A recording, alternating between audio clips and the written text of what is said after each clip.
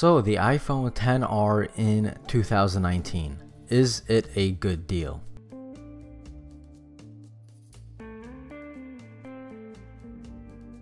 Speaking in terms of iPhone, if you already own one, that must mean you probably like it and you don't want to leave the Apple ecosystem. So is it worth getting the XS or the XS Max over the XR? I don't think so, and here's why. Now, you know, the XR is Apple's kind of answer to having a budget-friendly phone. But as we all know, it's not budget-friendly at all. It's a pretty expensive phone, $750 for 64 gigs.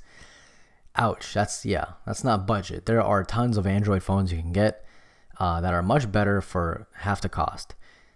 But in terms of, again, if we're speaking only for iPhone people, then yeah, it is technically a budget phone. Now, the only true difference between the XS and the XR is that the XR has 3 gigs of RAM instead of 4, which I'll be honest is pretty noticeable. LCD display instead of OLED display, not as noticeable as I thought it would be, and I'll explain later. Slightly thicker borders on the XR as opposed to the XS and XS Max, again, not that crazy noticeable after a few hours of just simply using the phone. You tend to get used to it. The XR also comes with 1 rear camera instead of 2, but let's be honest, telephotos, you know, are so 2017. I personally literally never take telephoto pictures. So for me, it's not a big deal. For you, it might be, which is why I'm saying it in this video. But again, single rear camera is good enough. The XR also has a less maximum storage capacity at 256 gigs as opposed to 512 gigs.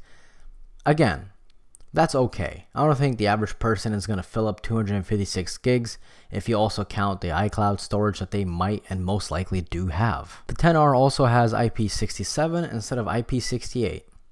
Who cares? They're both good enough. It sounds like I'm defending the iPhone XR, right? Well, that's because I am. You know, I've owned pretty much the most expensive iPhones ever since iPhones were a thing. Every single time an iPhone came out, I always got the most expensive model. So this is my first actual budget iPhone that I've ever owned in my life. And I have to say, it's a pretty good phone. For the price, again, Android guys, listen, I understand. In terms of Android, $750, you can get the OnePlus 7 Pro, which is literally in every single way better than the iPhone XR, right?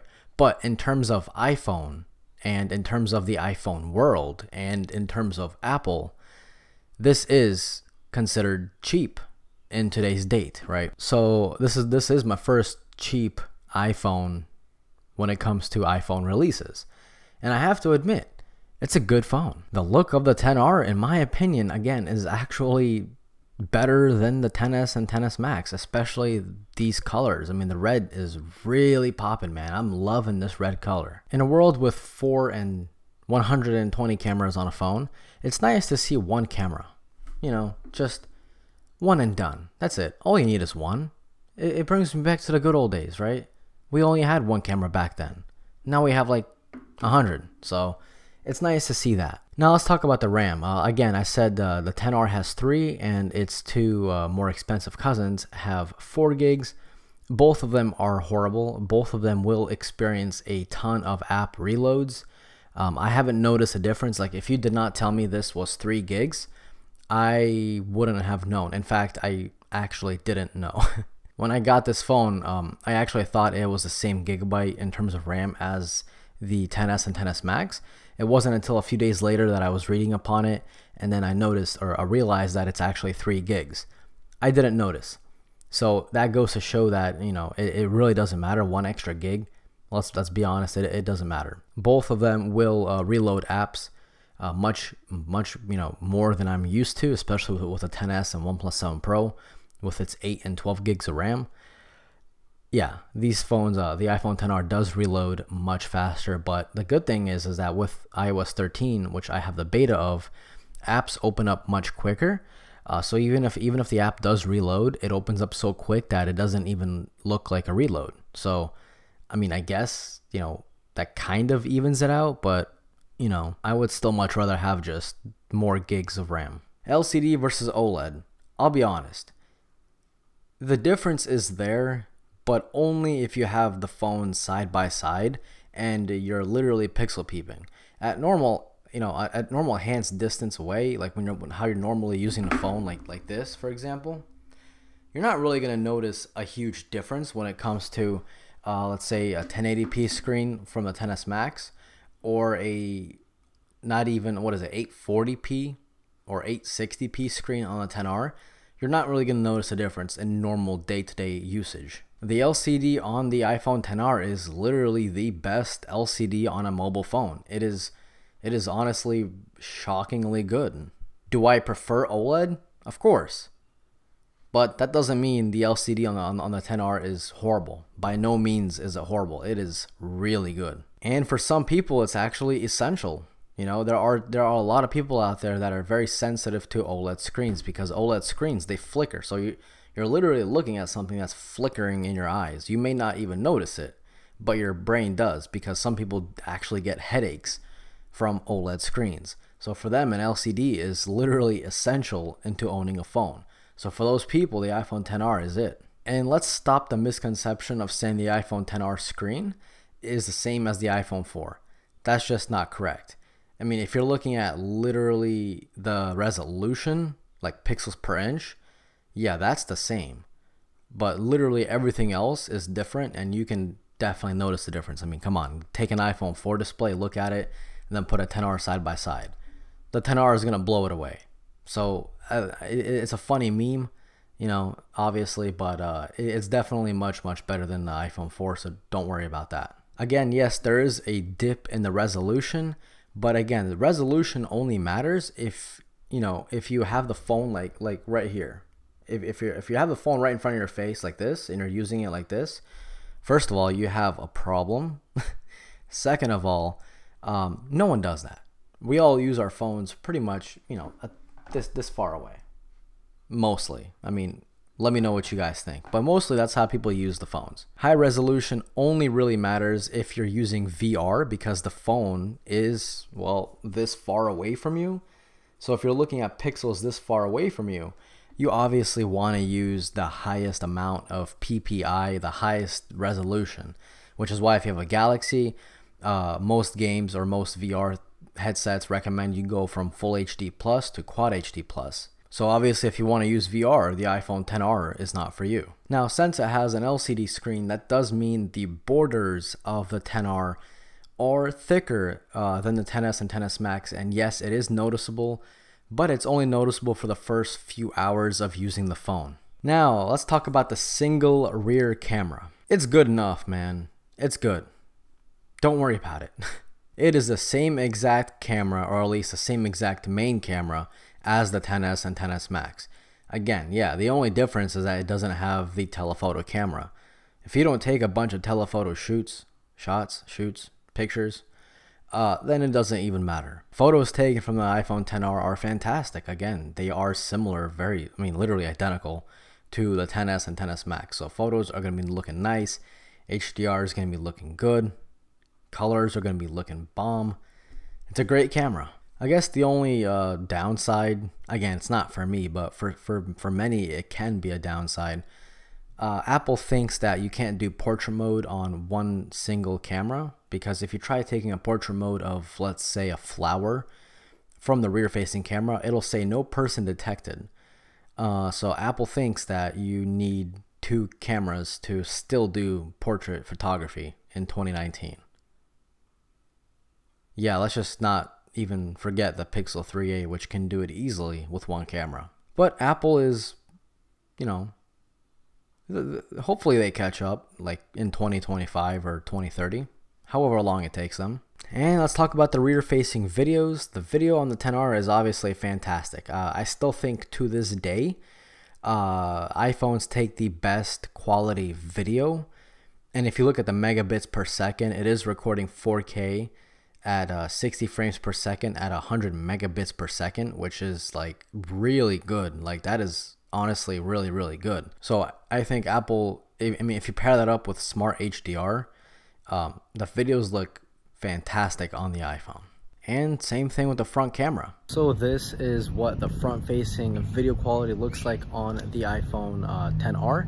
It is way too close. Like, I'm holding my arm like fully extended right now, and it's just getting my face. There's barely anything in the background, so I wouldn't take this like vlogging, but it's possible. I mean, the quality is good. Let's check out the stabilization. It seems to be good. I have no idea. My phone's shaking all over the place, so I hope it is good. But yeah, let me know how it sounds like. Let me know what it looks like, and hopefully it looks and sounds good. Performance on the XR is amazing. I mean, it is the same phone as the XS. It has the same chip. The only difference is 3 gigs of RAM, but playing games on it, doing anything on it is the best. I mean, you're getting the full iPhone experience. It did lag on me one time for some really weird reason right when I unboxed it. You guys can actually go see it in my unboxing video. But right as I unboxed it, I turned it on, and then I got everything set up, and then I literally just swiped on the home page and it lagged. Like, you literally saw the page like flipping or sliding, I guess. And you literally saw it like frame by frame. It was really weird. But good news, that was the last time that it ever lagged. And yeah, that was really weird. I've never had an Android lag on startup, like never.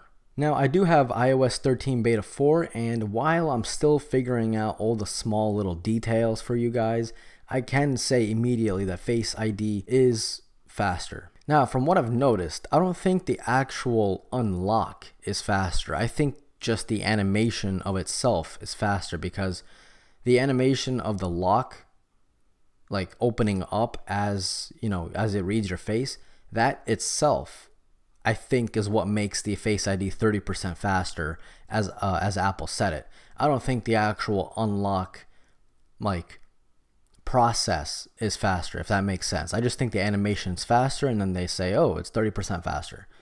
But at the end of the day, who cares? Faster is faster, and iOS 13 does make it faster. I've said the word faster way too many times. Oh boy. Apple also did say that opening up apps is 50% faster. I didn't really think it's that quick. I mean, it's quicker, but definitely not 50% faster. It's nice, it's smooth, it's fast, but not 50%, Apple. Sneaky dog. Now, the iPhone XR I think is perfect when it comes to size. The iPhone XS is loved by many, but for me and as many others, it's just too small of a phone, especially in 2019. The iPhone XS Max, again, loved by many, but it is just too big. It's too big and it's too wide, really hard to use with one hand. Now, the iPhone XR is literally perfect. It is right in the middle between the two devices. So if you think the XS is too small and the XS Max is too big, well, you can have the best of both worlds. Now, the iPhone XR does not have 3D Touch, but as we all know, 3D Touch is going away at iOS 13.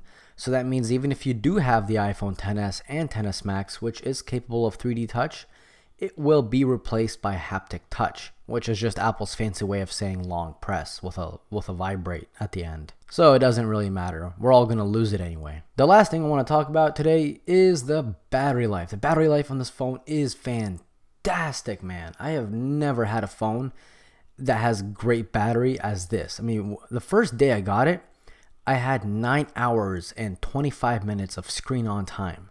For me, that is insane. The most I've ever had before that was the OnePlus 7 Pro, and it got 8 hours and 20 minutes, so about an hour less. And then the S10 Plus, I think, got around 7 hours 45 to 8 hours. So this thing is a monster. I mean, yeah, it's obviously because LCD screen and 860 or 840p display, but who cares? That's awesome. I love me some battery, man. I'm a battery hog because I'm answering comments, I'm answering everything. I have a Instagram to run, I have a Snapchat to run, a YouTube to run, a Facebook to run, a Twitter to run. I'm answering comments on all 5 of those platforms. I'm doing research. I need battery. And you know, this thing comes with a 5-watt charger, which is crap. I'm using the iPad charger, which is still crap.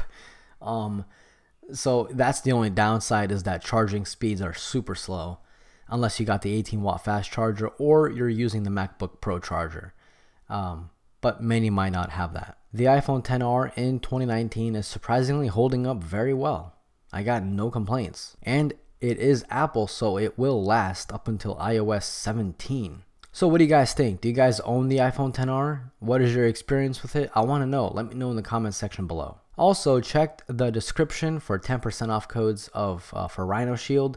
You get 10% off the entire website. It doesn't matter what phone case you're going to buy for what phone or whatever you want to buy from that website. Use code MarksTech10 for 10% off. What do you got to lose? Nothing. So this was Mark from Marks Tech. Adios.